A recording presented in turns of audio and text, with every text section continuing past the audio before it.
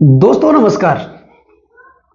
मैं ज्योतिषाचार्य एडी शास्त्री और आपके अपने YouTube चैनल नक्षत्र एस्ट्रो वर्ल्ड में मैं आप सभी का सादर अभिवादन करता हूं। दोस्तों, वर्ष 2026 नया साल मेष राशि वाले जातकों के लिए कैसा रहेगा? क्या कुछ विशेष परिवर्तन होगा मेष राशि वालों के लिए इस साल? और विशेष तौर पर आज बात करेंगे राहु की। 2026 में राहु मेष राशि वाले जातकों के लिए किस प्रकार के फलाफल की प्राप्ति देंगे, आज हम इस वीडियो के माध्यम से जानने का प्रयास करेंगे। दोस्तों, यह जो राशिफल है आपकी जन्म की राशि चंद्र राशि पर आधारित है, गोचर पर आधारित है। अगर आपके पास अपना लग्न पता है और आपकी कुंडली भी आपके पास है तो आप इस राशिफल को अपनी लग्न राशि के अनुसार भी देख सकते हैं और मेरे साथ चर्चा करना चाहते हैं, अपनी जन्म कुंडली का विश्लेषण मुझसे करवाना चाहते हैं तो सिर्फ वीडियो और चैनल के डिस्क्रिप्शन में मेरे कॉन्टैक्ट नंबर हैं, आप मेरा संपर्क कर सकते हैं। दोस्तों, मेष राशि वाले जातकों के लिए शनिदेव की 7.5 का यह प्रथम चरण भी चल रहा है और शनिदेव की 7.5 में राहु का प्रभाव हालांकि चुनौतीपूर्ण ही माना जाता है, लेकिन जन्म कुंडली में इन दोनों ग्रहों की स्थिति और उनके बल पर यह निर्भर करता है। तो दोस्तों, राहु 2026 में मेष राशि वालों के लिए क्या देंगे? मेष राशि वालों के लिए राहु एकादश भाव लाभ भाव में शनिदेव की राशि कुंभ राशि में विराजमान है। राहु के साथ शनिदेव का मित्रवत संबंध भी है और राहु अपने ही नक्षत्र शतभिषा नक्षत्र में चल रहे हैं। 23 नवंबर 2025 को राहु अपने ही नक्षत्र शतभिषा नक्षत्र में विराजमान हुए और लगभग 2 अगस्त 2026 तक राहु शतभिषा नक्षत्र में ही रहेंगे। दोस्तों, शतभिषा नक्षत्र उपचार, हमारे अंदर में छुपी हुई शक्तियों को, हमारे अंदर छुपे हुए ज्ञान और सामाजिक नेटवर्क से जुड़ा यह नक्षत्र है और राहु जब इस नक्षत्र में आते हैं तो हमारे अंदर आत्मिक ज्ञान, आत्मबल और आत्मचिंतन का यह सबसे महत्वपूर्ण समय माना जाता है।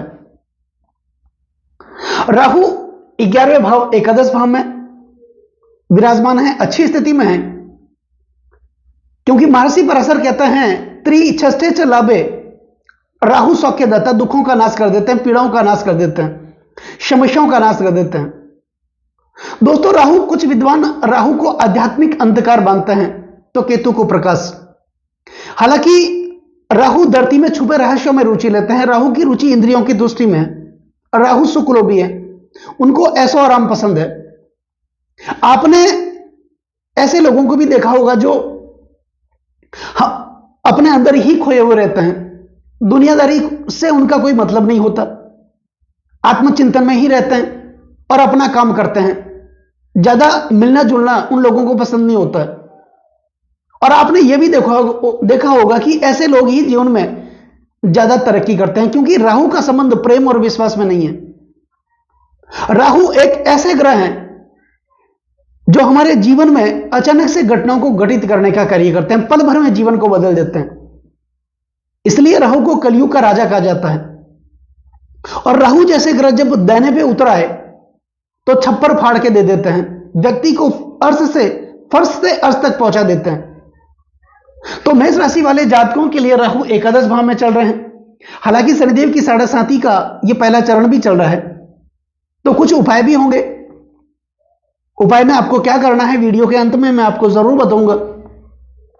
उस उपाय को फॉलो करने से आपके जीवन की समस्याओं से आप मुक्ति पा सकते हैं। तो दोस्तों, राहु आपके 11वें भाव में विराजमान है, शनिदेव की राशि कुंभ राशि में विराजमान है। तो जब तक ये शतभिषा नक्षत्र में रहेंगे 2 अगस्त 2026 तक मेष राशि वाले जातकों के लिए शनिदेव की 7.5 का जो प्रभाव है उस प्रभाव से हटकर ये आपके लिए फल देने वाले होंगे। राहु भौतिक सुखों के कारक भी माने जाते हैं। राहु आत्मचिंतन के ग्रह भी माने जाते हैं, इसलिए इनको कलयुग का राजा भी कहा जाता है। तो राहु आपके 11वें भाव में विराजमान है। मेष राशि वाले जातकों के लिए 11वां भाव लाभ का भाव माना जाता है। प्रॉफिट का भाव माना जाता है, इनकम का भाव माना जाता है, और यह भाव हमारे सपनों और इच्छाओं का माना जाता है। और राहु सपनों को साकार करते हैं, क्योंकि राहु हमेशा सपने दिखाते हैं, और सपने वो नहीं होते हैं जो नींद में सोते हुए देखे जाते हैं, और सपने तो वो होते हैं जो सोने नहीं देते हैं। राहु ऐसी दृढ़ इच्छा शक्ति व्यक्ति को जीवन में देता है, कुछ कर गुजरने की शक्ति राहु ही इस कलयुग में, इस भौतिक युग में हमें दे सकता है। और अगर ऐसी कामना आपके दिमाग में आती है, ऐसे सवाल आपके दिमाग में पैदा होते हैं कि जो दूसरों के पास है वो मेरे पास क्यों नहीं है, जैसे गाड़ी, मोटर, बंगले, नौकर चाकर, ऐसो आराम के साधन, भौतिक सुख सुविधाओं के साधन जो दूसरों के पास है वो मेरे पास क्यों नहीं है। अगर ऐसी इच्छा शक्ति आपके अंदर है तो समझिए राहु का प्रभाव आपके ऊपर है।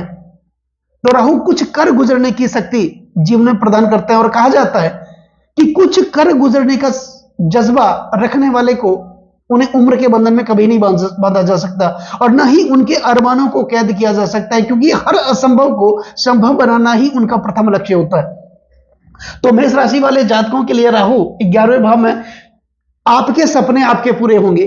आपकी जो इच्छाएं दबी हुई थी शनिदेव की 7.5 की वजह से, ये जो अवधि होगी, समय होगा 23 नवंबर 2025 से लेके लगभग 2 अगस्त 2026 तक का, राहु आपको वो सब कुछ देना चाहेंगे और देंगे भी जो आप पाना चाहते हैं।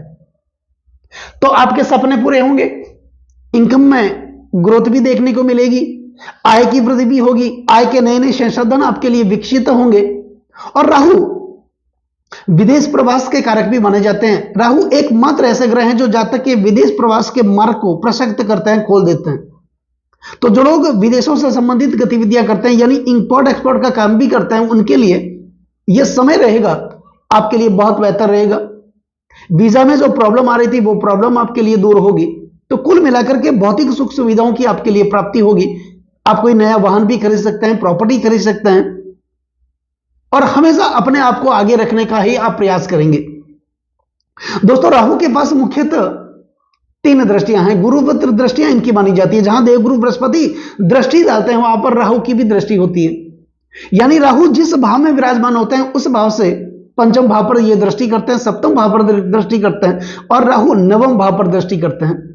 तो राहु आपके एकादश भाव में शनिदेव की राशि कुंभ राशि में है, और अपने ही नक्षत्र शतभिषा नक्षत्र में ये चल रहे हैं। और जब अपने ही नक्षत्र में राहु होते हैं, इनकी शक्ति और बढ़ जाती है, दुगनी शक्ति इनकी बढ़ जाती है। तो यहां से राहु की पंचम दृष्टि होगी आपके तीसरे भाव पर, बुध की राशि मिथुन राशि पर, और राहु के साथ बुध का भी मित्रवत संबंध है। तो तीसरा भाव होता है पराक्रम का, तीसरा भाव होता है साहस का, तीसरा भाव होता है बल का, बुद्धि का, शक्ति का, ग्लैमर का, सोशल मीडिया का, भाई बहनों का।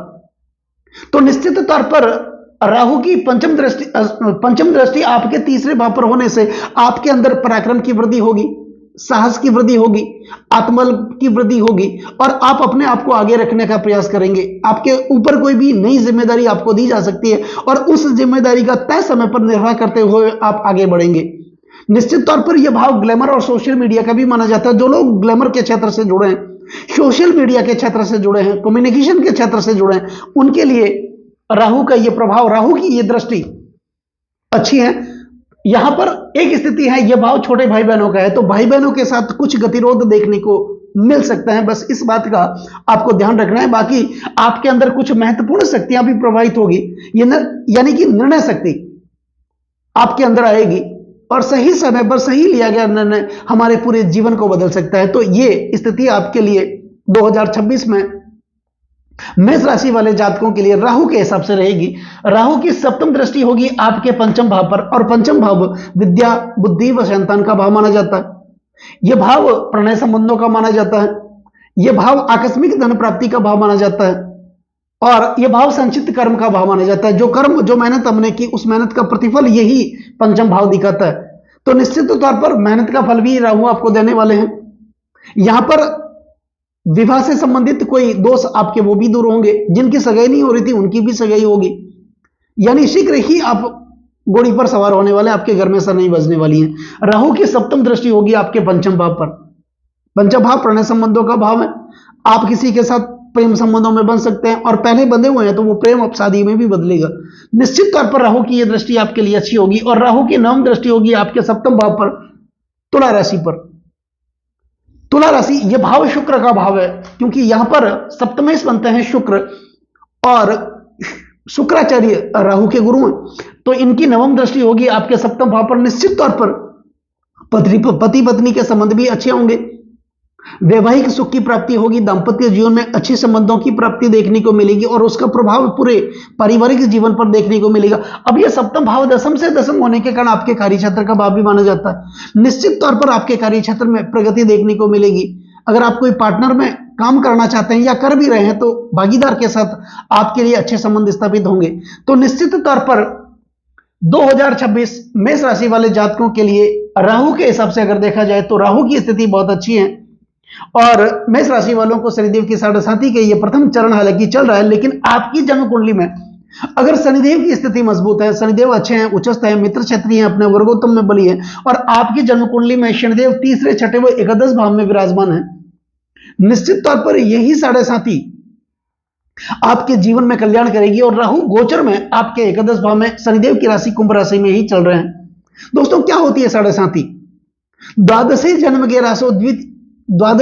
के राशो द्वितीय शनिचर सार्धानी सप्तवर्षाणी तदा दुखेर युतो भवेत्। ये 7.5 वैसे देखा जाए तो दुख की मानी जाती है, पीड़ाओं की मानी जाती है, लेकिन अगर आपके कर्म अच्छे हैं, परमपिता परमात्मा के प्रति आपको विश्वास भी है, और आपकी कुंडली में शनिदेव की स्थिति बहुत मजबूत है, तो यही 7.5 और ढैया आपके जीवन में कल्याण भी कर देती है।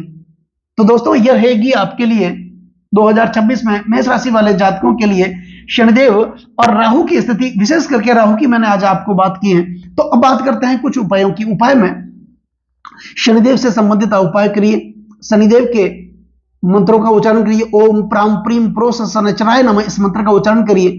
नीलाजनम समाभासम रविपुत्रम यमागर्जम छायाम आर्तांड संभूतम तम नमामि शनिचरम, इस मंत्र का भी आप उच्चारण करिए।